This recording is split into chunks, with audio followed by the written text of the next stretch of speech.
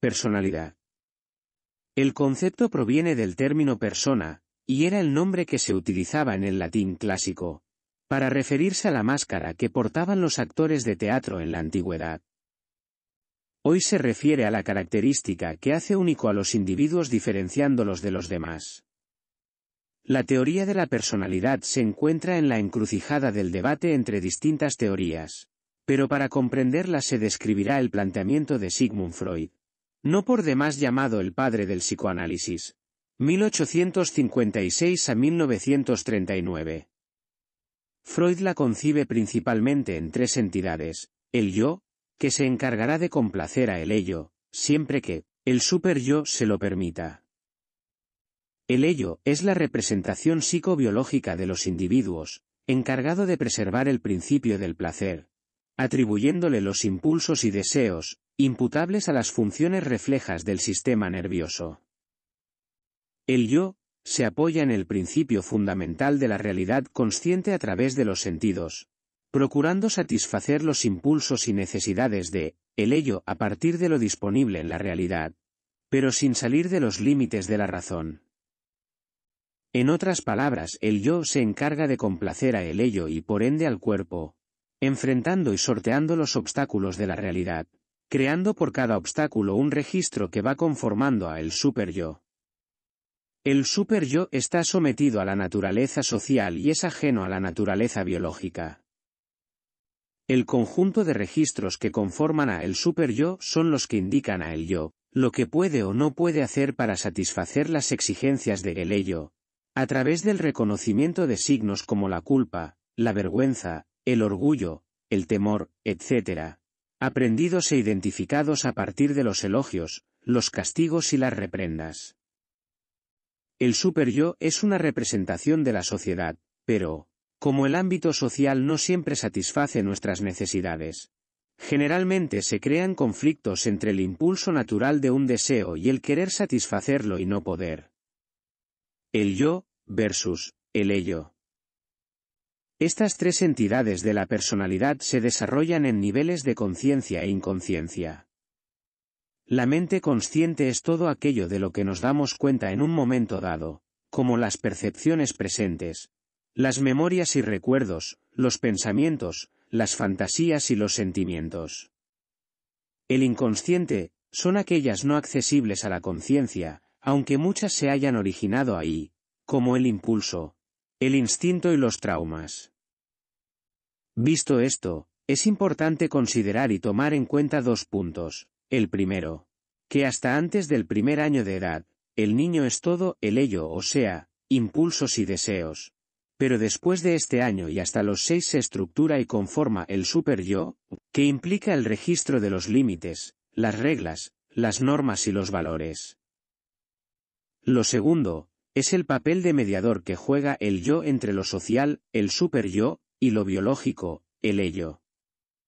Digamos que cuando el yo no sabe o no puede satisfacer las necesidades de el ello porque el superyo no lo permita, entonces, la personalidad ostenta signos de ansiedad que pueden reconocerse de dos tipos. Existencial, que generalmente se traducen en miedos, moral, vergüenza, culpa, el miedo al sentimiento de ser señalado, y neurótico, cuando siente perder el control de la razón, de la voluntad y de la mente por los impulsos de el ello.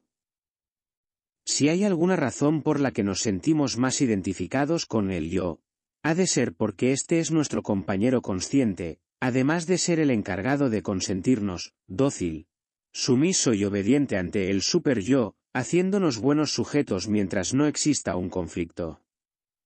Pero cuando el superyo se contrapone a los deseos de el ello, se crea un conflicto en el yo, que le causa ansiedad, obligándolo a enfrentarse a sí mismo, estableciendo mecanismos de defensa.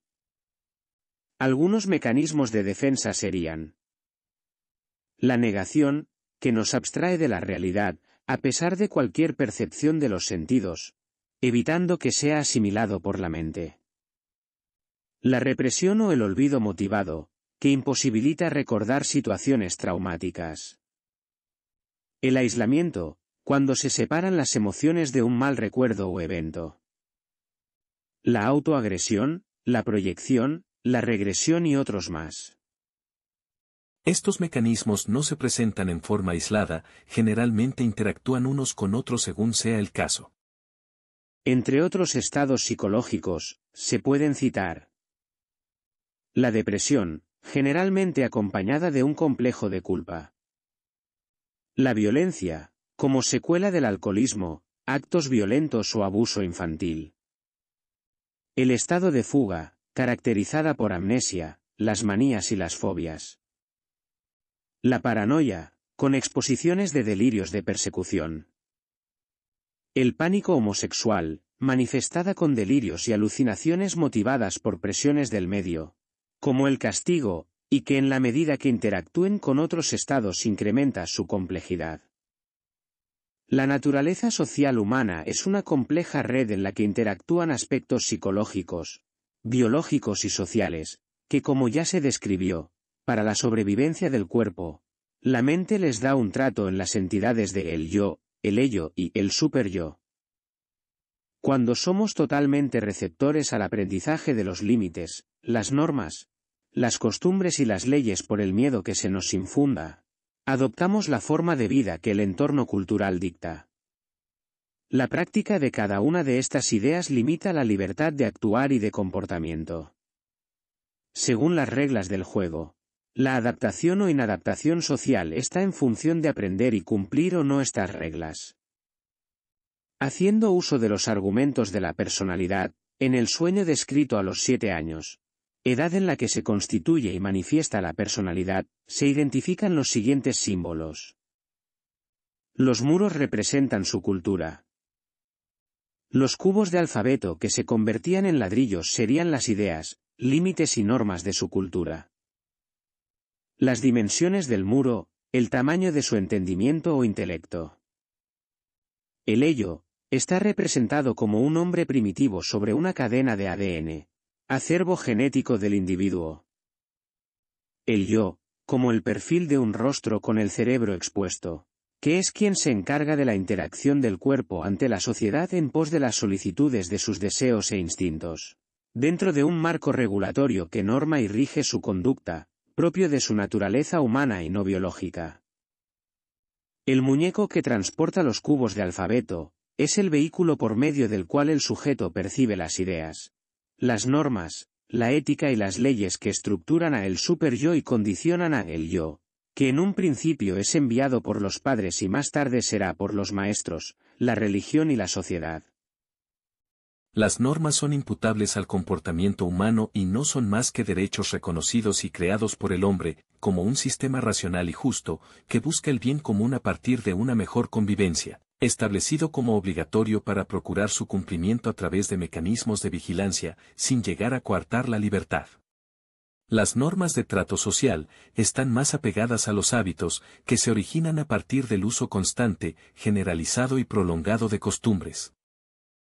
Las leyes y normas de la naturaleza humana están por debajo de las leyes naturales y por encima del hombre, con el propósito de proteger a la humanidad y a la naturaleza de la que no puede prescindir. La ética, en cambio, es un conjunto de principios morales y valores, que orientan la conducta humana hacia el perfeccionamiento individual y colectivo. Las leyes naturales son inalcanzables por el hombre. Las leyes del derecho se hacen cumplir por la fuerza, pero las normas morales aplicables al comportamiento humano son subjetivas y no se pueden hacer cumplir por la fuerza. Son ambivalentes porque a cada valor corresponde un antivalor, lo que hace que su percepción e interpretación sea relativa, porque lo que es justo para unos no necesariamente es justo para otros, haciéndola trascendental cuando la preferencia del valor depende del sujeto que lo aplique. Habrá quienes estén conformes y no intenten liberar totalmente su juicio y su razón a las normas e ideas de su tiempo. Otros pueden pasarse la vida en el intento o desistir en su lucha por el cambio. Parafraseando a Freud, nadie es tan grande para que no se encuentre sometido a las leyes que gobiernan con igual severidad la actividad normal y la patológica. Construcción y reconstrucción de la naturaleza humana. Al tratar de facilitarnos la existencia, hacemos uso de los conocimientos de la física, la biología y otras disciplinas para que, a través de la tecnología, podamos satisfacer nuestras necesidades. Pero cada producto creado no es natural, es un artífice confeccionado por el hombre para su aprovechamiento, propio de la característica humana de transformar el medio para su beneficio. Sin embargo, en esta empresa que desmedidamente creció en forma industrial, se afectó directa o indirectamente al medio ambiente induciendo perturbaciones que finalmente repercuten sobre el ser humano y toda forma de vida en el planeta, originando que en la búsqueda de contrarrestar los daños, surgieran nuevas tecnologías con nuevas repercusiones ambientales, acciones que forman un círculo vicioso, con una agresiva tendencia a la perturbación y ruptura del equilibrio natural de ecosistemas. Cuestionamiento de la moral. Ante la postura y conveniencia de rechazar lo que se supone es malo, aceptamos como buenas aquellas cosas que facilitan nuestra forma de vida y que creemos nos conducen hacia un mundo ideal y feliz, donde imperceptiblemente vamos elaborando y adoptando usos y costumbres que reconstruyen nuestra cultura. Así pues, nos alejamos del ambiente natural y arraigamos en nuestras culturas, ambientes artificiales producto de nuestra naturaleza social y humana. No hay que perder de vista que la naturaleza se encuentra en un equilibrio cuya fuerza reguladora es la selección natural, que todo ser vivo está sujeto a una prueba de sobrevivencia, de acuerdo a la adaptación o plasticidad para soportar el ambiente en el que vive, se reproduce y muere.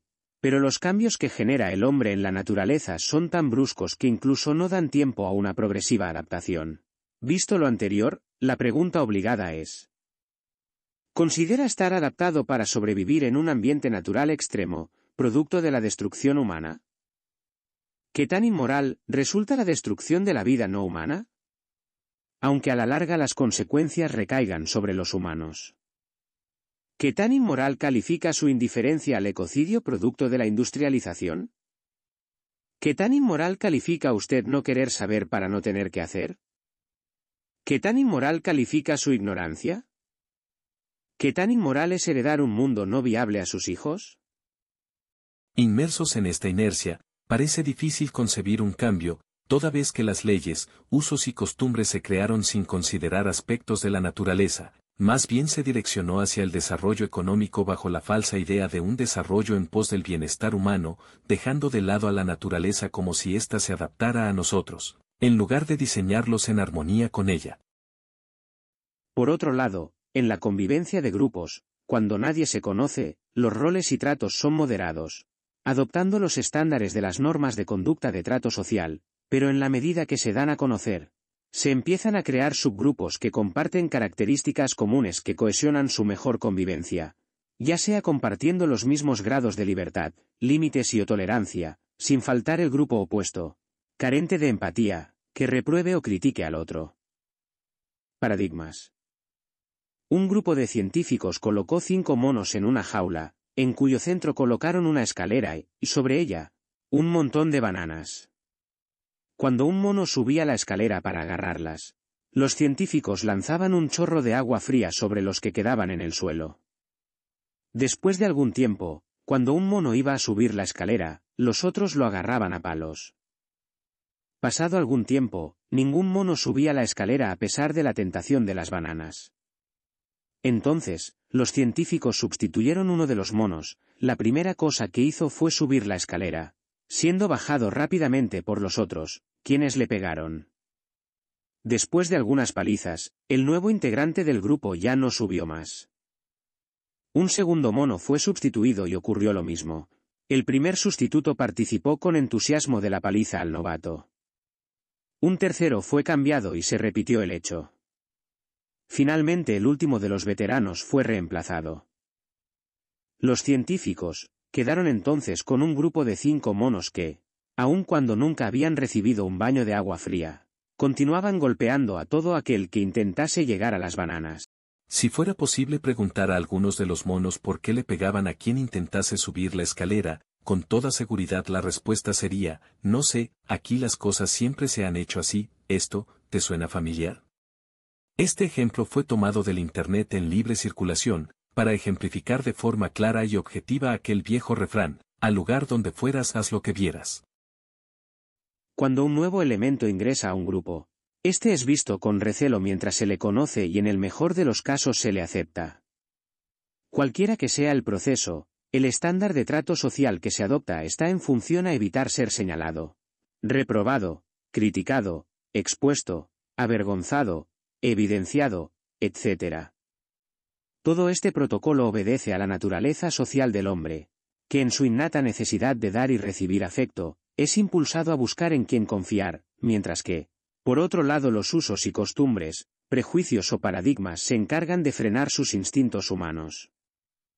Al igual que los monos, terminamos absorbidos por el grupo, quedando inmersos en su código ético y moral, casi de forma incuestionable e inconsciente, en caso de tener un marco ético distinto como punto de referencia.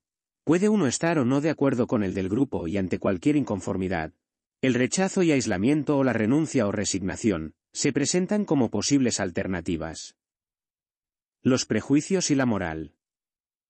Es más fácil desintegrar un átomo que un prejuicio, Albert Einstein. No podrá negar haber sido víctima o victimario en su entorno social, familiar o por lo menos haber etiquetado a algún clásico personaje del paraje urbano. Como la casquivana, el fisgón, la chismosa, el adúltero, el drogadicto, el alcohólico, el mandilón, los vagos, el maricón o la prostituta. Descréditos del prototipo de buen ciudadano, que aunque nadie sepa cuál es el modelo ejemplar del mismo, cada quien lo concibe a partir de sus prejuicios y valores como si fuera el poseedor de la verdad absoluta, pero que, generalmente esta obedece a intolerancia por ignorancia.